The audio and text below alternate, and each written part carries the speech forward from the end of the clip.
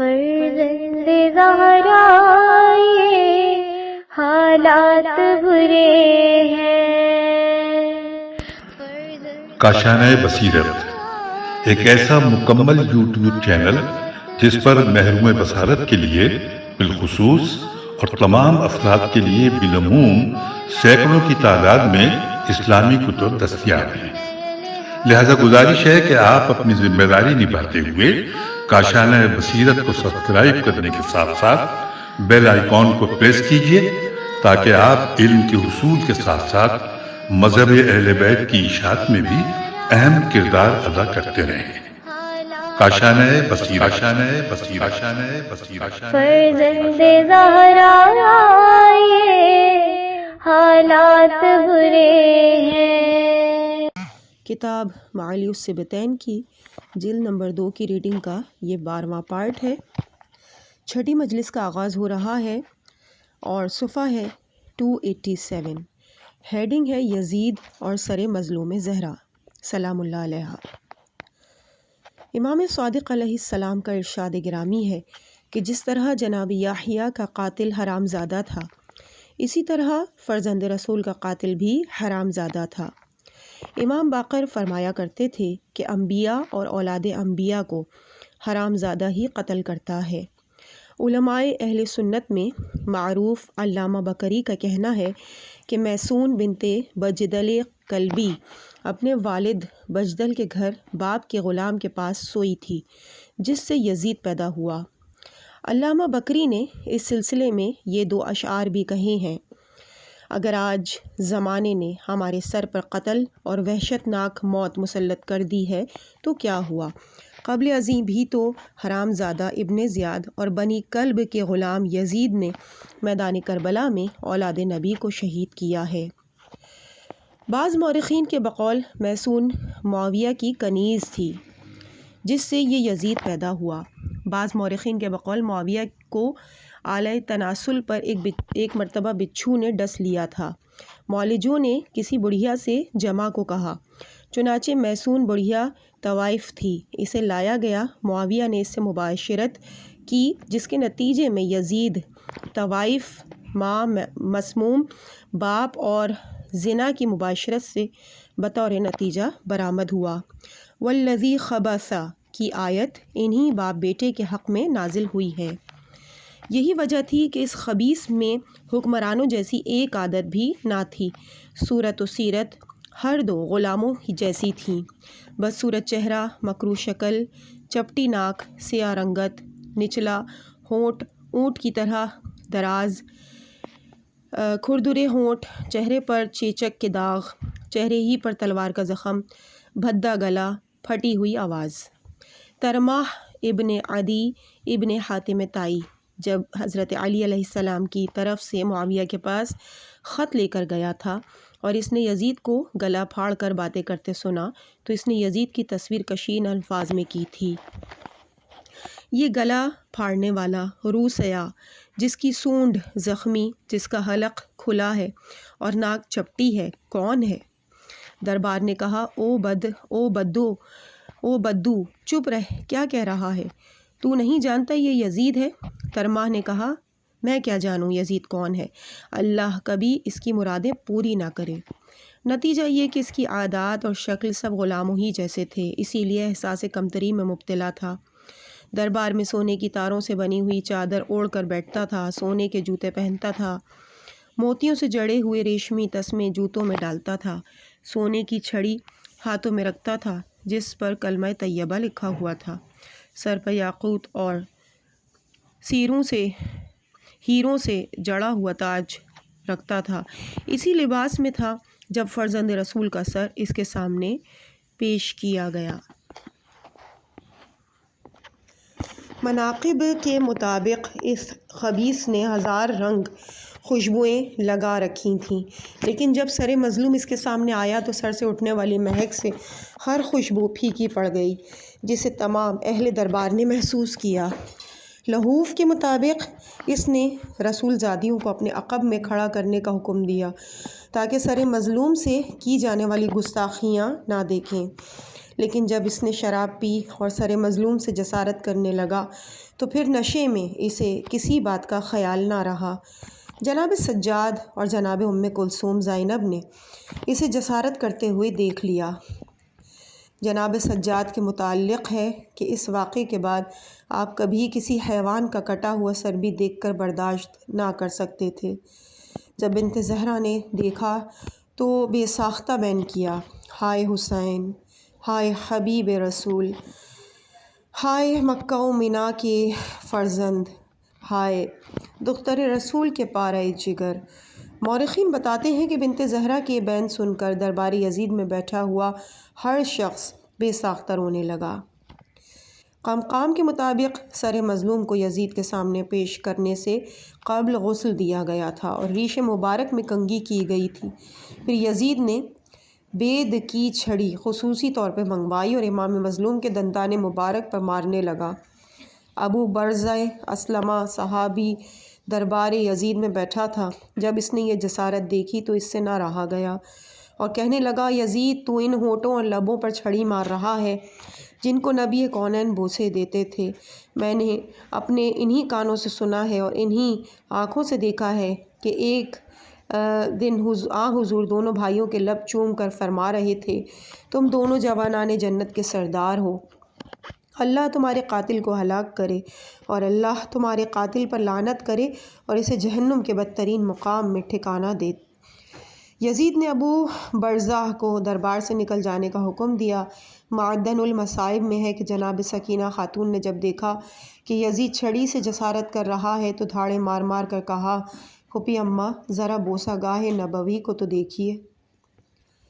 اس کے بعد 7ویں مجلس ہے، صفحہ نمبر 292، ہیڈنگ یزید اور شطرنج۔ اعمال صدوق میں امام رضا علیہ السلام سے مروی ہے کہ ہمارے شیعوں کو شطرنج، تاش اور شراب سے دور رہنا چاہیے۔ انہیں کیا معلوم کہ اس ظالم نے شطرنج بازی میں زہرہ زادیوں کو کتنے گھنٹے انتظار کروایا، نہ بازی ختم ہوتی تھی اور نہ رسول زادیوں کو بیٹھنے کی اجازت مل رہی تھی۔ ہمارے شیعہ کا حق ہے کہ وہ جب تاش اور شراب دیکھیں تو یزید اور اس کے ہم خواہوں پر بھی لعنت کریں۔ دربار یزید میں کھلے عام شراب اس دن لائی گئی جب اسیران آل محمد کو دربار میں پیش کیا گیا۔ اس ظالم نے فرش دربار پر شہدائے ذریت نبوی کے سر بچھائے اور اوپر دسترخوان لگوایا۔ دسترخوان پر رنگا رنگ کھانے چنے گئے۔ تمام اموی رؤسا کو دسترخوان پر بٹھایا اور اسلام میں وہ پہلا دن تھا کہ جب اس نے غلام کو شراب لانے کا حکم دیا۔ جب شراب آ گئی تو تمام امویوں سے کہنے لگا، لو یہ بڑی مبارک شراب ہے، جی بھر کے پیو، اس کی برکت دیکھو کہ آج یہ شراب دربار عام میں آئی ہے اور آج ہی ہمارے دشمن نبی زادے کا سر بھی آیا ہے جس پر دسترخوان لگا کر ہم یہ شراب پی رہے ہیں۔ آج ہمیں کھانا لطف دے رہا ہے، ہمارے دل مطمئن ہیں کیونکہ بدر کے بعد آج ہماری آنکھیں ٹھنڈی ہوئی ہیں، لہٰذا ہمارے شیعوں کو ہمیشہ شراب سے نفرت کرنا چاہیے۔ اعمال صدوق ہی میں فضل ابن شازان سے مروی ہے کہ میں نے امام رضا علیہ السلام سے سنا کہ جب سر مظلوم زہرا یزید کے پاس لایا گیا تو پہلے اس نے سر مظلوم پر دسترخوان بچھا کر کھانا کھایا، پھر دسترخوان اٹھا لیا گیا اور اس نے شطرنج کی بساط بچھانے کا حکم دیا۔ جب سر مظلوم پر بساط بچھ گئی تو بازی کھیلنے میں مصروف ہو گیا۔ جب بھی یزید اور اس کا کوئی ساتھی کامیاب چال چلتا تھا تو 3 گھونٹ شراب کے پیتا تھا اور یزید سرور انبیاء علی مرتضیٰ اور حسنین شریفین کا مذاق اڑاتا تھا۔ التبر المذاب میں ہے کہ یہ خبیث جام شراب پینے کے بعد بچی ہوئی شراب سر مظلوم پر انڈیل کر کہتا تھا، ہاں حسین تیرا باپ تو ساقی کوثر ہے، اگر میں حوض کوثر پر آؤں تو اپنے بابا سے کہہ دینا کہ مجھے نہ پلائے۔ ہاں حسین تیرے نانا نے امت کو شراب اور سونے سے محروم کر دیا تھا، آج ذرا دیکھ لے وہی تیرے نانا ہی کا ممبر ہے جس کے نیچے سونے کے تشت میں تیرا سر رکھا ہے، تیری داڑھی میں شراب کے قطرے ہیں اور تیرے سر پر تاش کی بازی لگی ہے۔ ہاں حسین تیرا باپ فخر کیا کرتا تھا کہ میں نے بدر میں بڑے بڑے کافروں کو تحقیق کیا تھا، آج کا دن یوم بدر کا بدلہ ہے۔ بہار کے مطابق ان بکواسات کے بعد یہ خبیث اہل دربار کی طرف متوجہ ہوا اور کہنے لگا، تمہیں تو معلوم ہے کہ حسین مجھ پر فخر کیا کرتا تھا کہ میرا باپ یزید کے باپ سے افضل ہے۔ ذرا جا کر لوگ دیکھیں کہ حکمران کس کا باپ تھا اور مقتول مسجد کس کا باپ تھا۔ یہ کہا کرتا تھا کہ اس کی ماں میری ماں سے افضل ہے۔ اسے میں بھی جانتا ہوں، یہ سچ کہتا تھا۔ یہ کہا کرتا تھا کہ میرا نانا یزید کے نانا سے افضل ہے۔ ظاہر ہے جو لوگ جد حسین کا کلمہ پڑھتے ہیں وہ کب میرے نانا کو جد حسین سے افضل سمجھیں گے۔ یہ کہتا کہ میں یزید سے افضل ہوں، بھلا اب اسے کون بتائے کہ یزید وہ ہے جس نے تیرے سر پر دسترخوان لگا کر کھانا کھایا تھا۔ یزید وہ ہے جس نے تیرے نانا کے حرام کردہ لہو و لعب کو تیرے سر پر تاش کھیلا ہے۔ یزید وہ ہے کہ جس نے تیرے نانا کی ناجائز شراب کو تیری داڑھی پر بہایا ہے۔ یزید وہ ہے جس نے تیرے نانا کے حرام کردہ سونے کے تشت میں تیرے سر کو سجایا ہے۔ یزید وہ ہے جس نے سونے کے جوتے پہن رکھے ہیں، یاقوت کا تاج سر پر ہے، بھلا کہاں یزید اور کہاں حسین۔ منتخب کے مطابق ان بکواسات کے بعد یزید نے یہ اشعار پڑھے: اے خبر موت دینے والے کوے، جو کہنا ہے کہہ دے، اب تو ایسی بات پر رو رہا ہے جو ہو چکا ہے۔ ہر حکومت اور نعمت کو ایک دن زائل ہونا ہے۔ دختران زمانہ یعنی حوادث زمانہ حکومتوں سے کھیلتی چلی آئی ہیں۔ کاش میرے بدر کے مقتول بزرگ آج ہوتے جب نیزوں کی کاٹ سے آہو بکا کا شور تھا، مجھے خوش آمدید کہتے، فرط مسرت سے جھوم جھوم جاتے اور مجھے دعا دے کر کہتے، اے یزید تیرے ہاتھ کبھی سست نہ پڑھیں۔ میں نے ان کے رؤسا سے ایک رئیس کو قتل کیا ہے، میں اسے مقتولین بدر کے برابر ہی سمجھتا ہوں اور ہے بھی ان کے برابر۔ ہم نے فرزند علی سے بدلہ لے لیا ہے اور بہت بڑے شجاع اور بہادر کو قتل کر دیا ہے۔ میں بنی خندف سے نہ ہوا اگر میں نے احمد نبی سے اس کے کیے کا بدلہ نہ لے لیا۔ نبوت کا ڈھونگ بنی ہاشم کا سیاسی سسٹنٹ تھا، ورنہ حقیقت میں نہ قرآن آیا ہے اور نہ وحی آئی ہے۔ اگر احمد واقعی رسول تھا تو آج اس کی اولاد پر تلواریں کیوں کارگر ہوئی ہیں؟ اعمالی صدوق ہی میں منقول ہے کہ اسی دوران جب یہ خبیث چھڑی کے ساتھ سر سے کھیل رہا تھا اور مذکورہ بالا اشعار بھی پڑھ رہا تھا، زید ابن ارقم صحابی رسول داخل دربار ہوئے۔ جب اس نے یہ جسارت دیکھی تو اس سے رہا نہ گیا اور کہنے لگے، او نابکار، اپنی چھڑی ہٹا لے یہاں سے، مجھے وحدہ لا شریک اللہ کی قسم میں نے اپنی آنکھوں سے نبی اکرم کو انہی لبوں کے بوسے لیتے دیکھا۔ ظالم کیا امانت رسول سے یہی سلوک کرے گا؟ یہ غصے میں آ گیا اور کہنے لگا، اس بڈھے کو لے جاؤ اور جا کر زندان میں ڈال دو۔ غلام پکڑ کے لے گئے، قید میں ڈال دیا اور پھر اسی زندان ہی سے ان کا جنازہ اٹھا۔ بہار میں جناب سکینہ سے مروی ہے کہ میں نے یزید سے زیادہ سنگ دل کسی کو نہ دیکھا۔ وہ ظالم شعر بھی پڑھتا رہا اور اس وقت تک دندان مبارک پر چھڑی مارتا رہا جب تک تمام دندان شہید نہ ہو گئے۔ اس کے بعد 8ویں مجلس ہے، صفحہ نمبر ہے 298، ہیڈنگ یزید اور امام سجاد۔ امام سجاد علیہ السلام فرماتے ہیں کہ جب ہم دربار یزید میں پیش کیے گئے تو اس وقت ہم 12 مرد تھے، جن میں سے میں بڑا تھا اور کمسن میرا باقر تھا۔ ہمارے گلے میں ایک رسی بندھی ہوئی تھی، ہمارے پیچھے اسی ایک رسی سے رسول زادیاں بندھی ہوئی تھیں۔ باندھنے کا انداز ایسا تھا کہ ایک ہی رسی سے پہلے ہاتھ پسے گردن بندھتے تھے، پھر رسی گلے میں ڈال کر اس کے پیچھے والے ہاتھ پسے گردن بندھتے تھے۔ جب ہم داخل دربار ہوئے تو ہم تمام ایک رسی میں بندھے ہوئے تھے۔ اگر ہم میں سے کوئی ایک بھی ذرا رکتا تو ہم تمام کو رکنا پڑ جاتا۔ رسی کا اگلا سرا زہر ابن قیس کے ہاتھ میں تھا اور پچھلا رقیہ بنت علی کے گلے میں تھا۔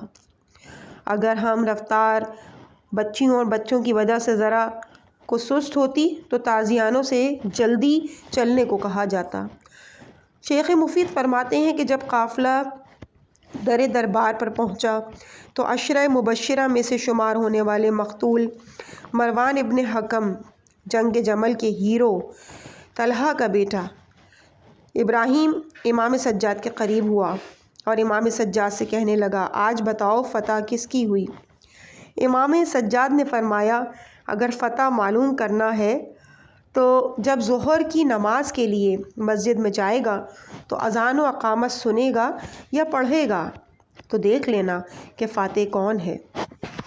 لحوف میں ابن طاؤس نے لکھا ہے کہ جب خاندان رسول کے قیدی یزید کے پاس لے جائے گئے تو تمام بچے اور مستورات بصورت قطار ایک رسی میں بندھے ہوئے تھے۔ اسی حالت میں یزید کے سامنے کھڑا کیا گیا۔ امام سجاد نے فرمایا، یزید، کیا مجھے ایک بات کرنے کی اجازت ہے؟ یزید نے کہا، کون سی ایسی بات؟ کوئی ایسی بات نہ کر ڈالنا۔ کوئی ایسی بات نہ کر ڈالنا۔ امام سجاد نے فرمایا، پہلے تو یہ بتا کہ جو شخص بھی میری جگہ میری جیسی حالت میں تیرے جیسے کے سامنے کھڑا ہوگا، کیا کوئی ایسی ویسی بات کر سکتا ہے؟ میں تو صرف ایک بات پوچھتا ہوں۔ یزید نے کہا، کیا بات؟ امام نے فرمایا، مجھے صرف اتنا بتا دے کہ اگر اس وقت رسول کونین تشریف لے آئیں اور ہمیں تیرے روبرو اسی طرح کھڑا ہوا دیکھیں جس طرح ہم کھڑے ہیں تو وہ کیا کہیں گے؟ یزید نے کہا، جب ایسا وقت آئے گا تو میں انہیں جواب دے لوں گا۔ اب تو بتا کہ کیا سب کچھ اللہ نے نہیں کیا، اور کیا یہ اللہ کی تقدیر نہیں تھی، اور کیا خیر و شر من اللہ تعالی نہیں ہوتا؟ امام سجاد نے فرمایا، جو کچھ ہوا ہے برا ہوا ہے اور اللہ نے نہیں کیا۔ اللہ میرے باپ کے قاتل پر لعنت کرے۔ یزید کو غصہ آ گیا۔ اس نے جلاد کو حکم دیا کہ جا اور اس کا سر قلم کر کے لے آ۔ جلاد آپ کو لے کر چلا۔ آپ نے چلتے چلتے یزید سے کہا، میں تو قتل ہونے چلا ہوں، لیکن ان بنات رسول کو مدینہ پہنچا دینا۔ بنت زہرا نے جب آپ کو جلاد کے ساتھ جاتے ہوئے دیکھا تو فرمایا، بیٹے کہاں چلے؟ آپ نے فرمایا، پھوپھی اماں تلوار کی طرف۔ بی بی نے کہا، بیٹے پھر تنہا نہ جاؤ، مجھے بھی ساتھ لے چلو، کیونکہ تیرے بغیر میرا واپس مدینے جانا مشکل ہے۔ یہ کہہ کر بی بی جناب سجاد کی طرف چل پڑیں۔ چونکہ تمام مستورات کے ہاتھوں میں ایک ہی رسی تھی، اس لیے تمام مستورات کو جانا پڑا۔ تمام اہل دربار اٹھ کر کھڑے ہو گئے اور انہوں نے کہا، یزید اب بہت ہو چکا، یا اپنا حکم واپس لے ورنہ تیرے محافظوں کے آنے سے قبل تجھے بھی قتل کرا دیا جائے گا۔ 9ویں مجلس، صفحہ نمبر 302۔ ہیڈنگ ہے، امام سجاد اور یزید کی طرف سے کوشش قتل۔ نفس المحموم میں مناقب سے مروی ہے کہ یزید نے بنت زہرا سے بات کرنا چاہی تو بنت زہرا نے فرمایا، یزید، ہم اہل بیت کی مستورات مردوں کے ہوتے ہوئے بات نہیں کرتی۔ اس وقت ہمارا آقا و مولا یہ سجاد ہے، تجھے جو بات بھی کرنی ہے اس سے کر لے۔ جناب سجاد نے یزید کو مخاطب کر کے یہ اشعار پڑھے، یہ نہ سوچو کہ تم ہماری توہین کرو گے اور ہم تمہارا احترام کریں گے، یا تم تو مسلسل ہمیں تکالیف دیتے رہو اور ہم ہاتھ پر ہاتھ دھرے بیٹھے رہیں۔ خدا ہی بہتر جانتا ہے کہ ہمیں تم سے کوئی محبت نہیں ہے، لیکن ہم تمہیں اس بات پر ملامت بھی نہیں کرتے کہ تم ہم سے محبت نہیں کرتے۔ یزید نے کہا، تو نے سچ کہا ہے، لیکن تجھے کیا معلوم ہے کہ تیرے باپ اور دادا نے حکومت کی خواہش کی تھی جس پر اللہ نے انہیں قتل کر دیا ہے، اللہ کی حمد ہے۔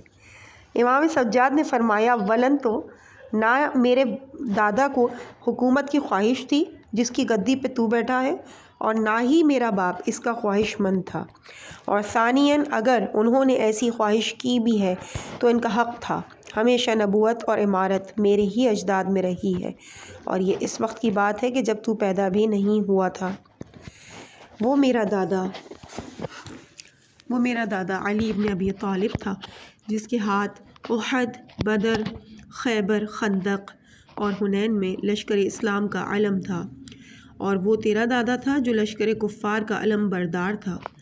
یزید نے کہا تیرے باپ نے قطع رحمی کر کے مجھ سے میری حکومت چھیننا چاہی تھی، اب تم نے دیکھ لیا کہ اللہ نے اس کے ساتھ کیا کیا۔ پھر یہ آیت پڑھی، تمہیں جو بھی مصیبت آتی ہے تمہارے کردہ اعمال کا نتیجہ ہوتی ہے۔ امام سجاد نے فرمایا کہ تجھے کیا معلوم کہ قرآن کی کس آیت کا کیا معنی ہے؟ یہ آیت ہمارے نہیں تیرے حق میں ہے، ہمارے حق میں یہ آیت ہے۔ جو بھی آزمائش آتی ہے خواہ اندرونی ہو یا بیرونی، یہ سب پہلے سے مقرر کردہ ہے، اور امتحان لینا اللہ کے لیے آسان ہے تاکہ جو کچھ تمہارے ہاتھوں سے نکل گیا ہے اس پر افسوس نہ کرو، اور جو کچھ تمہیں مل گیا ہے اس پر اظہار خوشی اور اطمینان نہ کرو۔ اللہ کسی بھی متکبر کو پسند نہیں کرتا۔ ہم وہ لوگ ہیں جو کسی آزمائش میں افسوس نہیں کرتے اور کسی چیز کے مل جانے پر زیادہ خوش نہیں ہوتے۔ یہ سن کر یزید کو غصہ آ گیا، اپنی داڑھی کھجانے لگا، اپنے ساتھ والوں سے مشورہ لیا کہ بتاؤ کیا کرنا چاہیے۔ انہوں نے قتل امام سجاد کا مشورہ دیا۔ اس وقت کمسن باقر نے عرض کی، بابا جان اگر اجازت دیں تو میں بھی یزید سے بات کروں؟ آپ نے فرمایا بیٹے تم بھی حجت خدا ہو، ضرور کرو۔ امام باقر علیہ السلام نے فرمایا، یزید کیا تجھے معلوم ہے کہ تیرے مشیروں نے تجھے وہ مشورہ دیا ہے جو فرعون کے مشیروں نے فرعون کو بھی نہیں دیا تھا؟ یزید نے کہا وہ کیسے؟ امام باقر نے فرمایا کہ جب جناب موسیٰ اور ہارون نے مباحثہ میں فرعون کو لاجواب کر دیا تو فرعون نے اپنے مشیروں سے مشورہ کیا کہ ان سے کیا سلوک کیا جائے، تو ان مشیروں نے فرعون سے کہا کہ ان سے مناظرہ کر لینا چاہیے، تاریخ مقرر کر دو، تم بھی جادوگروں کو بلا لو، یہ دونوں بھی آ جائیں گے، جو فاتح ہوگا وہی سچا ہوگا۔ لیکن جب تو نے ان سے مشورہ لیا ہے تو انہوں نے تجھے ہمارے قتل کا مشورہ دیا ہے۔ یزیدیوں نے پوچھا یہ فرق کیوں ہے اور اس کا سبب کیا ہے؟ امام باقر علیہ السلام نے فرمایا فرعون اور اس کے مشیر متکبر ضرور تھے مگر حرام زادے نہیں تھے، جبکہ تیرے مشیر حرام زادے ہیں، کیونکہ انبیاء اور اولاد انبیاء کو کوئی حلال زادہ قتل نہیں کرے گا۔ یہ سن کے یزید اور بھڑک گیا، کافی دیر تک بہانہ قتل تلاش کرتا رہا۔ بہار میں ہے کہ جب امام سجاد یزید کے پیش ہوئے تو اس نے بڑی کوشش کی کوئی ایسا بہانہ مل جائے کہ جس سے میں اسے قتل کر سکوں، چنانچہ اس نے امام سجاد کے سامنے بہت زیادہ اشتعال انگیز باتیں کی تاکہ امام سجاد بھڑک کر کوئی ایسی بات کر دیں جس سے مجھے بہانہ مل جائے اور میں قتل کر سکوں، لیکن امام سجاد ہر بات کا معقول جواب دیتے رہے۔ جب اسے اور کوئی بہانہ نہ ملا تو اس نے امام سجاد سے کہا کہ میں تیرے ساتھ بات کرتا ہوں اور تو بڑی بے نیازی سے مجھے جواب دے دیتا ہے، نہ میری طرف دیکھتا ہے اور نہ متوجہ ہوتا ہے، یہ ہاتھ میں کیا لے رکھا ہے اور جسے دیکھتا بھی ہے اور گھماتا بھی ہے۔ امام سجاد نے فرمایا کہ مجھے بابا نے اپنے نانا سے حدیث روایت کی ہے کہ جب انسان نماز صبح سے فارغ ہو جائے اور کسی سے بات کیے بغیر تسبیح ہاتھ میں لے لے اور یہ دعا پڑھے، اللہم انی اصبحت صبحک اسبحک و احمدک و اہلک و اکبرک و امجدک بعدت ما یربا صبحتی، پھر سارا دن تسبیح ہاتھ میں گھماتا رہے تو اس کے نامہ اعمال میں تو اب ثواب تسبیح لکھا جاتا رہے گا، خواہ کچھ بھی نہ پڑھے۔ رات کو جب سونے لگے پھر یہی دعا پڑھے کہ سو جائے تو صبح تک اس کے نامہ اعمال میں ثواب تسبیح درج کیا جاتا رہے گا۔ میں اپنے نانا کے حکم کی اتباع کر رہا ہوں۔ اس وقت یزید نے کہا تعجب ہے کہ جب بھی با ارادہ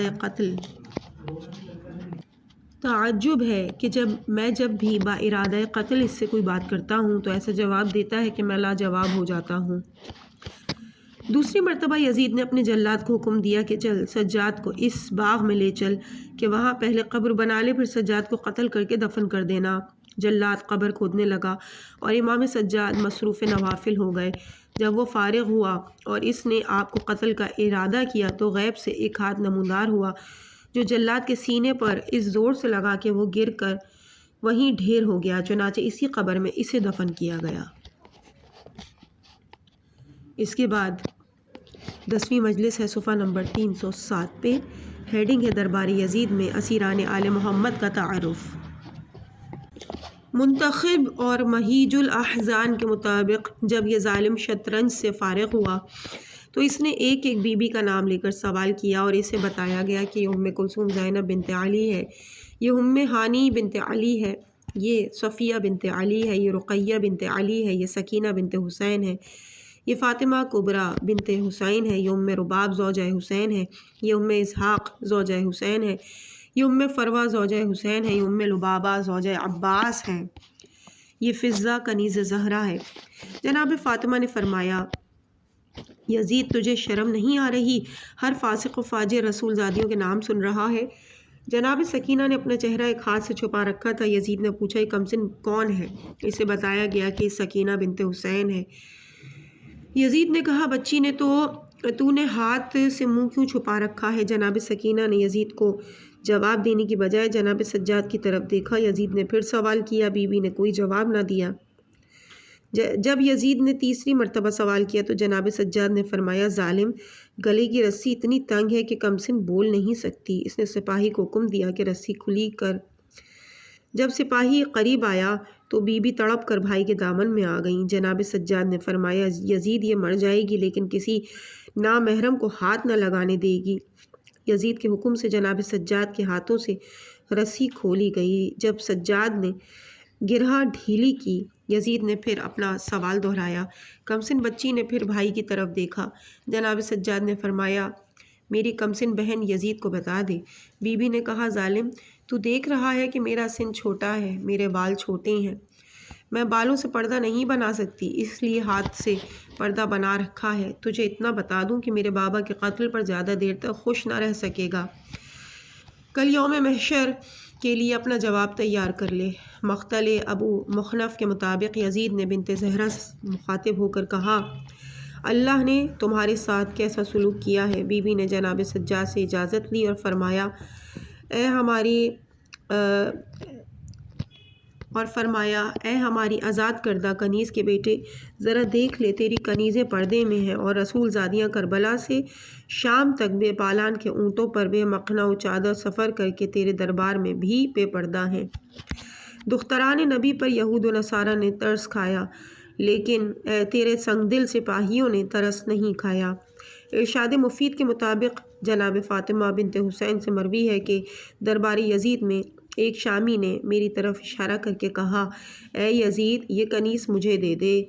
میں پھوپھی کے دامن میں چمٹ گئی اور عرض کی پھوپھی اماں کیا یتیمی کے بعد اب یہ مقام؟ پھوپھی نے فرمایا نہیں میری بیٹی گھبرا مت، اس فاسق میں یہ ہمت نہیں ہو سکتی. پھر پھوپھی نے شامی سے فرمایا تو جھوٹا ملعون ہے، یہ اختیار نہ تجھے ہے اور نہ اسے ہے. یزید نے غصے میں بھر کے کہا اگر میں چاہوں تو ایسا ہو جائے گا. پھوپھی نے فرمایا بخدا آج جب تک تو ہمارے دین اور ہماری ملت میں ہے اس وقت تک نہیں ہو سکتا. ہاں میرے نانا کا کلمہ چھوڑ دے، ہماری دی ہوئی شریعت ترک کر دے، پھر دیکھا جائے گا. یزید کا پارا اور چڑھ گیا اور کہنے لگا دین سے تو وہ نکلے جو قتل ہوئے ہیں. پھوپھی نے فرمایا میرے بابا اور میرے بھائی کے دین کا تو کلمہ پڑھتا ہے اور اسی دین کے نام پر تجھے تخت ملا ہے. یزید نے گالیاں بکنا شروع کی. پھوپھی نے فرمایا جب ہر حکمران لاجواب ہو جائے تو پھر گالیاں بکنے لگتا ہے، یہ تیرا قصور نہیں، تیرا خاندانی ورثہ ہے. یزید خاموش ہو گیا. اس شامی نے پھر وہی مطالبہ کیا. یزید نے شامی کو گالیاں دے کر کہا دفع ہو جا، اللہ تجھے ہلاک کرے. شامی نے پوچھا یہ بچی کون ہے؟ یزید نے کہا یہ فاطمہ بنت حسین ہے اور وہ زینب بنت علی ہے. شامی نے کہا حسین ابن فاطمہ کی بچی ہے؟ یزید نے کہا ہاں. شامی نے کہا اللہ تجھ پر لعنت کرے. اے یزید نبی زادیوں کو قتل کر کے نبی زادیوں کو قید کیا ہے، نبی زادوں کو قتل کر کے نبی زادیوں کو قید کیا ہے. پھر ہماری طرف متوجہ ہو کے اپنی گستاخی کی معافی مانگی. یزید نے کہا اچھا اب تیری یہ جرت کہ میرے سامنے مجھے جھٹلاتا ہے، جلاد کہاں ہے؟ جلاد سامنے آیا، اس نے جلاد کو حکم دیا کہ اس کا سر جدا کر لے۔ جب جلاد آگے بڑھا تو اس شامی نے کہا اے اللہ گواہ رہنا کہ میں اس ظالم و فاسق کے اس عمل سے بری ہوں اور آل محمد سے محبت کا اقرار کرتا ہوں۔ جلاد نے تلوار سے اسے قتل کر دیا۔ عزیز سامعین، اس مقام پہ ہم ریڈنگ کے اس پارٹ کو یہیں پہ مکمل کرتے ہیں۔ اس سے آگے کی ریڈنگ آپ کے سامنے اگلے پارٹ میں پیش کی جائے گی اور 11ویں مجلس سے ہم آغاز کریں گے۔ صفحہ نمبر ہوگا 312۔ مجھے اپنی دعاؤں میں یاد رکھیے گا۔ والسلام علیکم ورحمۃ اللہ وبرکاتہ۔